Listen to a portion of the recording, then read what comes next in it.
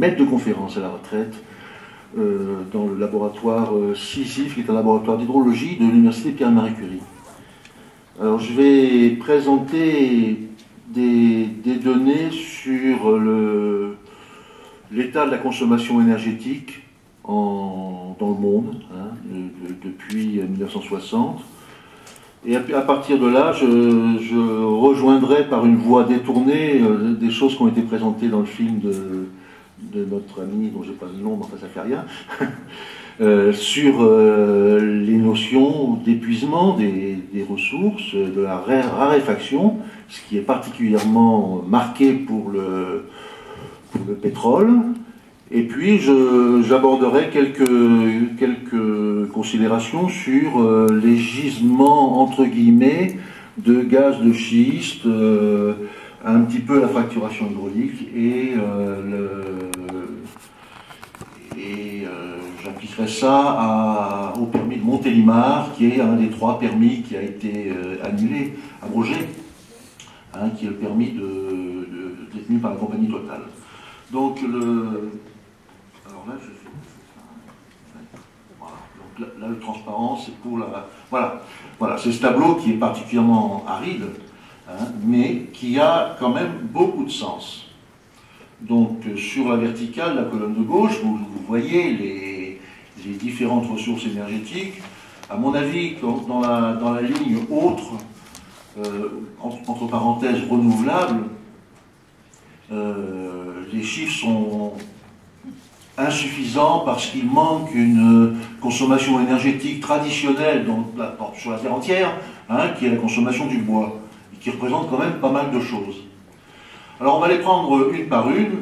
Ce que vous voyez, c'est que pour le charbon, on a entre 1960 et 2010 une croissance de la consommation, et dire consommation, c'est dire production en fait, hein.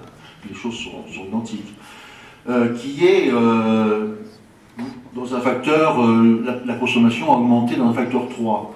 Pour le pétrole, elle a augmenté dans un facteur également très, très important, presque 4, mais regardez, il y a déjà une petite indication, c'est qu'à partir de 2006, on a une certaine stagnation. Les unités, si vous n'êtes pas familier avec ces unités, ce sont des millions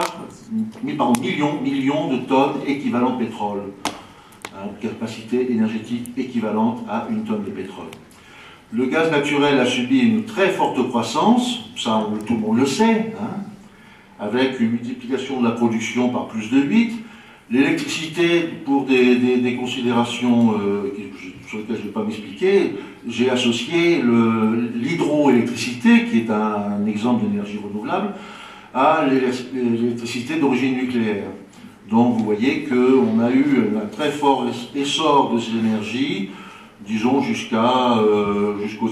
début des années 2000. Les énergies renouvelables, avec la restriction que j'ai faite en début, sont en croissance très rapide, et il s'agit bien sûr de ce que vous connaissez, c'est-à-dire l'éolien, la géothermie, le solaire, la biomasse, etc., etc. Alors sur ces chiffres, on voit d'abord une première chose globale.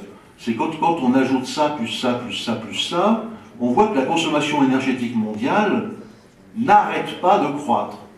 Et si vous faites l'addition entre la comparaison entre 2009 et 2010, vous avez quand même une progression de 5%, alors que les objectifs du GIEC, hein, sont une réduction, parce que traduisez ces consommations, puisque ce qui prédomine ce sont les énergies fossiles, traduisez ces consommations comme des productions de gaz à effet de serre. Hein, il faut faire des multiplications qui ne sont pas homogènes, puisque chaque énergie a son coefficient de production de gaz à effet de serre. Enfin, peu importe. Hein, l'année 2010 s'est traduite par une augmentation des gaz à effet de serre mondiale de 5%. Et on continue. Alors on va regarder maintenant plus précisément ce qui concerne le pétrole. Et pour le pétrole, on va recélébrer, hein, tant pis, hein, les travaux de Kay Marion Hubert, hein, qui est, voilà, hein, qui est le premier, qui est un précurseur, qui sortait, hein, qui avait travaillé dans le secteur pétrolier, hein, qui après a travaillé dans des institutions, des services géologiques, etc., mais qui a fait un truc qui est des bêtes, hein, c'est-à-dire que vous exploitez, c'est vous là ce coup-ci, vous exploitez un gisement, vous savez que dans le gisement il y a 10 millions de tonnes, eh bien l'année 0 il y a 10 millions de tonnes, vous exploitez 1 million de tonnes, l'année 1 il y en a plus que 9, etc. Hein, plus vous allez continuer à maintenir l'exploitation, eh bien plus la ressource va se trouver réduite. Et le pari qu'a fait, enfin le raisonnement qu'a fait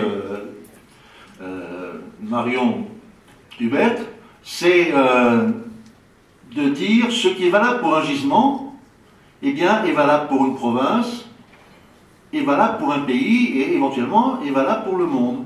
Donc il a fait ses calculs, il a établi la courbe que vous voyez. Voilà, celle-là. Hein, qui est la courbe des productions aux États-Unis de 1952, pardon, depuis l'origine jusqu'à 1956, la date de son article. Et en se basant sur ce raisonnement-là, en se basant sur les signes de déclin de production qu'il avait observés, eh bien, il a complété la courbe de Gauss et il a dit cette courbe aura un maximum, on était en 1956, cette courbe aura un maximum en 1970. La production de pétrole des États-Unis a atteint son maximum, bien après sa publication, en décembre 1970. Pas avec exactement les valeurs qui étaient prévues sur ce tableau, mais avec des valeurs un peu plus élevées parce que les technologies se sont améliorées. Il a fait le même raisonnement au niveau mondial, avec des choses qui étaient un peu moins fines parce qu'il y a de nouvelles ressources qui étaient apparues, parce que les technologies sont développées. Mais voilà la courbe au niveau mondial, qui est établie par une association qui est membre du réseau d'associations internationales, association scientifique pour l'étude du peak oil, ASPO. Si vous avez du temps, allez voir leur site, hein, c'est quelque chose de vraiment très très instructif. Donc voilà un diagramme qui je trouve moi très très éclairant. Hein, qui est donc un diagramme où il y a deux types de données. L'échelle verticale, c'est en milliards de barils de pétrole par an. Le baril, c'est un septième à peu près, un septième de tonne. C'est l'unité utilisée de façon courante. Hein. Donc, milliards de barils par an, et vous avez deux indications sur ce diagramme. Vous avez, année après année, enfin il y a eu un lissage, peu importe, en gris, ce sont les découvertes de pétrole par les compagnies pétrolières. Vous voyez que globalement, il y a une espèce de bosse, hein, qui se dégage au niveau des années 60 et quelques, qui correspond à la découverte de toute une série de très gros gisements en Arabie Saoudite, en Irak, etc. Mais depuis, c'est vrai que les quantités découvertes année après année, hein, au niveau mondial, sont en cours de réduction. En noir, vous voyez la courbe des consommations, qui elle est en croissance plus ou moins régulière. Hein, vous avez un petit effondrement au niveau de la première crise pétrolière de 1973, puis à nouveau au début des années 80. Mais en gros, ce que vous voyez, c'est ce que je viens de vous montrer sur le tableau précédent, la consommation, la production de pétrole ne cesse d'augmenter. Et alors la chose qui est extraordinaire, c'est ce point-là. Hein. Les unités sont les mêmes. Hein, c'est ce point-là, c'est-à-dire le moment où la consommation de pétrole est devenue plus importante que les découvertes. À partir de ce moment-là, les réserves, hein, mises en évidence par les sociétés pétrolières, ont commencé à décliner. Si cette courbe s'arrête en 2005, vous voyez qu'en 2005, en gros, à la louche, hein, la consommation pétrolière est 5 fois plus importante que les découvertes. Alors alors c'est une valeur particulièrement élevée, mais d'autres analyses ont montré que pour d'autres années, les années plus récentes, les consommations sont 1,6 à 2,1 fois plus importantes que les découvertes. De toute façon, ça veut dire que le stock de pétrole est limité et que plus le temps passe, plus les réserves disponibles vont se raréfier, et c'est ça qui vous explique sur le tableau précédent, en partie du moins, ce qui explique sur le tableau précédent l'espèce de plafonnement de la production des hydrocarbures liquides. Alors qu'est-ce qui se passe une fois qu'on a dit ça?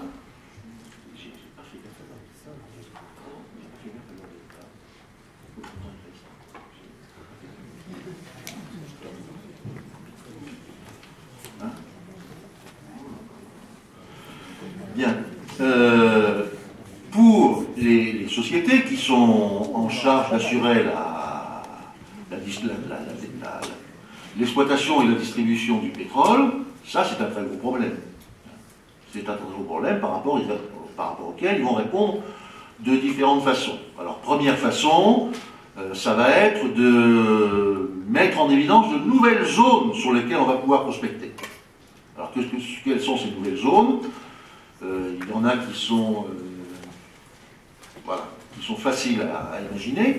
Hein, c'est tous les tractations qui ont lieu depuis un certain temps sur les territoires immergés de l'Antarctique, d'autant plus importante cette tractation qu'on sait que grâce au réchauffement climatique, on aura des passages qui permettront d'évacuer les hydrocarbures qu'on a trouvés. On dit, des scientifiques de l'US Geological Survey disent qu'on va trouver sur ce territoire antarctique l'équivalent de 13% des réserves de pétrole qui sont actuellement connues et 30% des réserves gazières qui sont actuellement connues. Autre domaine d'innovation, de nouveaux territoires offerts à l'exploration pétrolière, ce sont les réserves naturelles, les très grandes réserves naturelles de l'Alaska. Je pense, sans savoir précisément, que l'énorme territoire de l'Antarctique, qui est pourtant protégé par des conventions internationales, donc doit attirer l'intérêt des pétroliers. Et puis, plus près de nous dans l'actualité, vous avez tout ce qui est pétrole profond, ou gaz profond, des gisements qu'on va aller exploiter jusqu'à des profondeurs dans l'eau de mer, jusqu'à des profondeurs de 2450 mètres pour le plus profond, qui était dans le territoire du Mexique en 2007.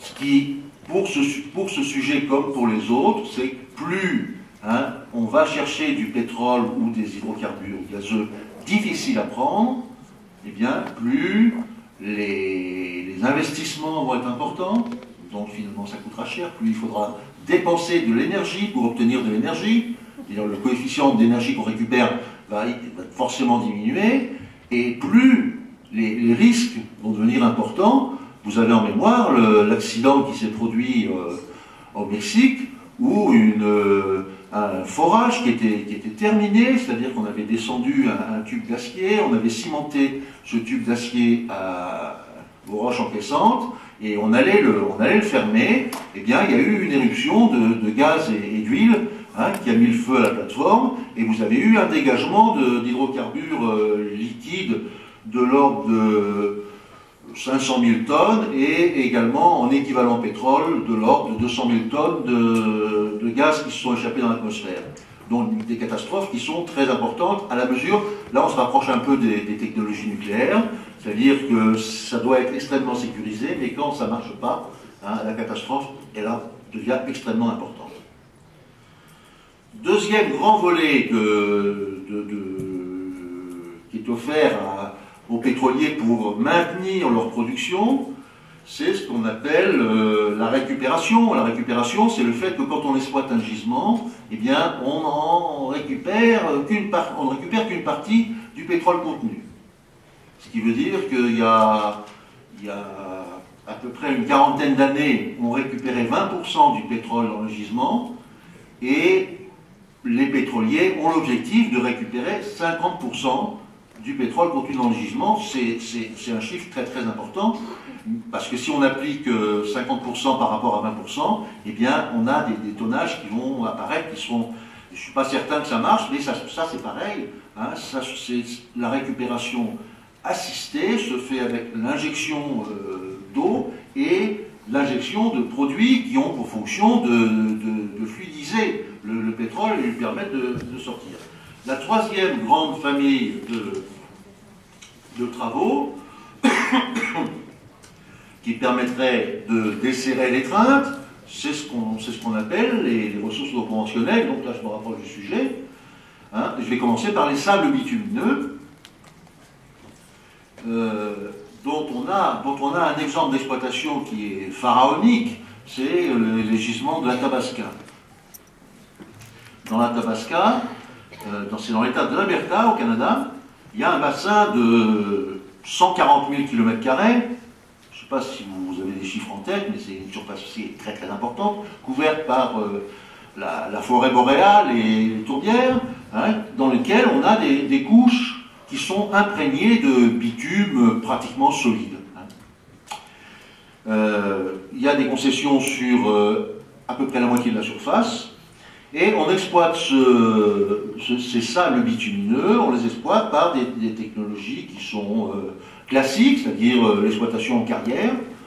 Ce qui est moins classique, c'est qu'il y a une mécanisation qui est vraiment impressionnante, hein, ce sont des camions de 400 tonnes qui circulent. Bien sûr, les carrières sont très profondes, il y a des centaines de millions de tonnes qui sont remuées chaque année pour aller récupérer un certain nombre de tonnes de sable bitumineux qu'il faudra traiter. On dit que pour récupérer un baril de pétrole, donc 159 litres, il faut exploiter 2 tonnes de sable bitumineux. Pour traiter ces 2 tonnes de sable bitumineux, il faut consommer entre 2 et 4 tonnes d'eau qui va être polluée. Hein, le territoire, c'est pour ça que cette photo est convaincante. Enfin, on la comprend pas tout de suite directement, hein, mais voilà. Ça, c'est un bulldozer de 150 tonnes, hein, qui est en train de répandre les produits résiduels de l'exploitation. Et pour arriver à récupérer toujours un baril de pétrole, eh bien, on va émettre dans l'atmosphère un demi-baril, l'équivalent d'un demi-baril de pétrole. C'est-à-dire que le coefficient qu'on applique au pétrole, le coefficient d'émission de gaz à effet de serre qu'on applique au pétrole, il faudra le multiplier par 1,5.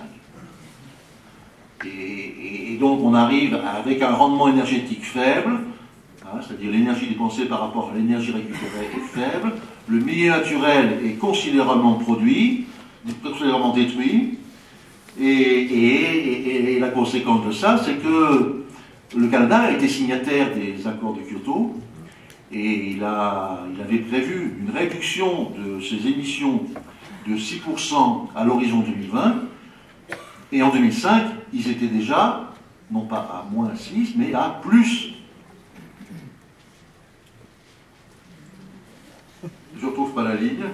Alors, de mémoire, plus 31%, si, c'est ça, plus 31% d'émissions de gaz à effet de serre. Autre exemple de... Ouais, je vais arrêter là-dessus, enfin, sur ces trucs-là. Autre exemple d'objectif pour l'industrie pétrolière, c'est l'extraction des schistes bitumineux. C'est pas la même chose que les sables bitumineux, même si ça y ressemble un petit peu. Ce sont des roches dans lesquelles il y a de la matière organique fossile très, très finement concentrée, au point que pour arriver à récupérer cette matière organique, on est forcé de faire ce qu'on appelle la pyrolyse, c'est-à-dire de fragmenter les molécules organiques jusqu'à l'énergie. Donc ça se fait dans des fours qui montent à des températures jusqu'à 800 degrés. C'est des opérations qui peuvent être faites, hein, qui ont été faites en France, par exemple dans la région d'Autun, hein, quand il y avait des pénuries de pétrole pendant les années 39-45. Ce sont des opérations qui peuvent être faites, mais qui sont extrêmement coûteuses. Et donc la dernière, mais ça, finalement, je ne vais pas le faire, c'est comme ça, la prochaine fois. La dernière ressource qui provoque l'émotion et l'investissement des compagnies pétrolières et gazières, ce sont donc les pétroles et gaz de roche-mère ou pétrole et gaz de schiste, pour lesquels, dont les exploitants pétroliers espèrent, par exemple aux États-Unis, ils envisagent même que l'exploitation des gisements de gaz de schiste leur permette, à l'horizon 2020, de devenir autosuffisants en matière de gaz. Donc ils sont en train de considérer le destin des usines de liquéfaction qui ont été construites, des gazoducs, etc. Il y a toute une politique qui est en train d'être considérée sur ce truc-là.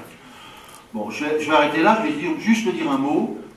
Si vous allez dans des discussions, vous entendez ces chiffres qui ont été rapportés, je crois 500 milliards de mètres cubes de gaz en France, c'est ça dans le film, non? Ouais. Ça c'est le chiffre.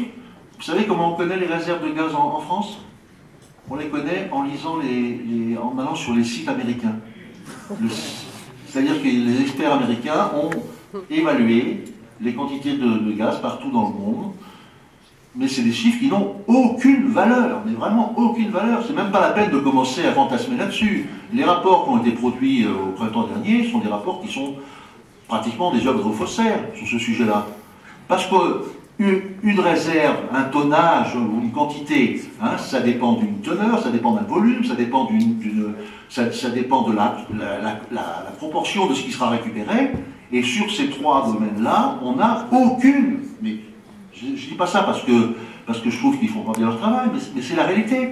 On n'a aucune information, par exemple sur le permis de Montélimar, il n'y a aucune donnée sur la teneur, aucune donnée sur la roche mère qui suffit d'être exploitée. La seule donnée qu'on pourrait connaître sur le permis de Montélimar, c'est la superficie concernée. C'est la seule. Donc quand on dit sur le permis de Montélimar qu'il y aurait 480 milliards de mètres cubes de gaz récupérables, il pourrait aussi bien y en avoir 100 fois moins. On n'a aucune idée des tonnages, des quantités qui sont disponibles. Alors le chiffre est agité, une phrase, est agité parce qu'il permet de fantasmer par rapport à tous ceux qui vont défendre l'indépendance énergétique de la France, ou d'ailleurs. Mais la première chose à dire, c'est que ces chiffres n'ont aucun fondement, en particulier pour le gaz. Voilà.